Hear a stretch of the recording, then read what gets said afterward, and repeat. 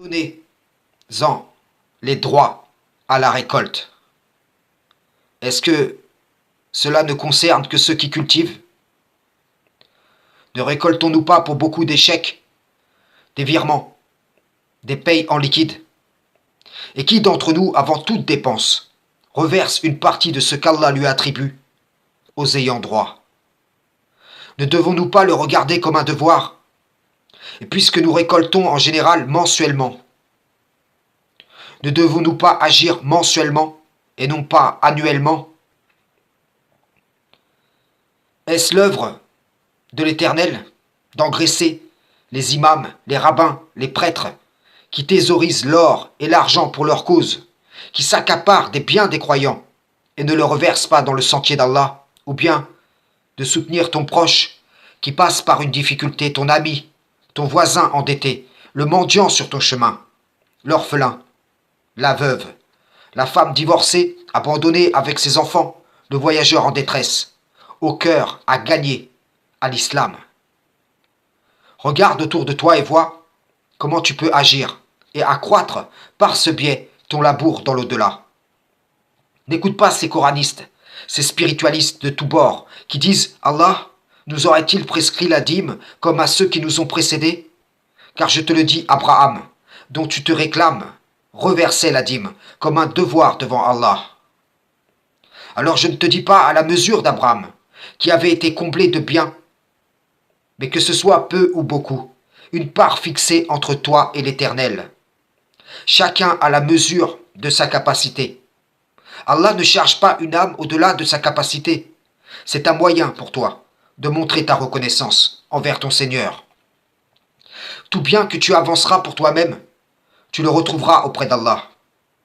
Il y a ceux qui investissent pour l'ici-bas et ceux qui constituent un trésor gardé auprès d'Allah, qui font donc à Allah un beau prêt.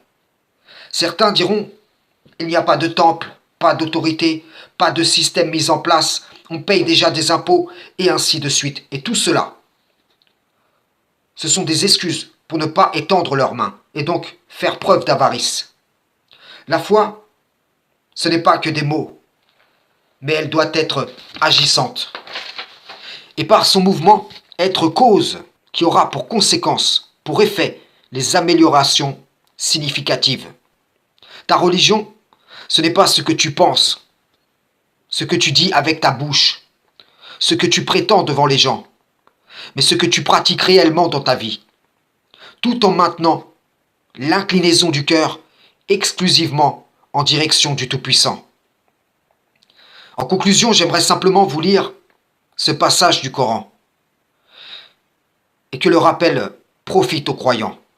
Sourate 89, versets 15 à 20. Quant à l'homme, lorsque son Seigneur l'éprouve en l'honorant et en le comblant de bienfaits, il dit « Mon Seigneur m'a honoré ».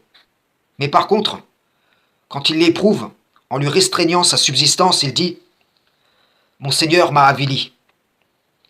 Mais non, c'est vous plutôt qui n'êtes pas généreux envers les orphelins, qui ne vous incitez pas mutuellement à nourrir les pauvres, qui dévorez l'héritage avec une avidité vorace et aimez les richesses d'un amour sans bornes. Prenez garde, quand la terre sera complètement pulvérisée, et que ton Seigneur viendra, ainsi que les anges, rang par rang, et que ce jour-là, on amènera l'enfer. Ce jour-là, l'homme se rappellera. Mais à quoi lui servira de se souvenir? Il dira, hélas, que n'ai-je fait du bien pour ma vie future? Que n'ai-je fait du bien pour ma vie future? Que n'ai-je fait du bien pour ma vie future? Frères et sœurs, salam, shalom.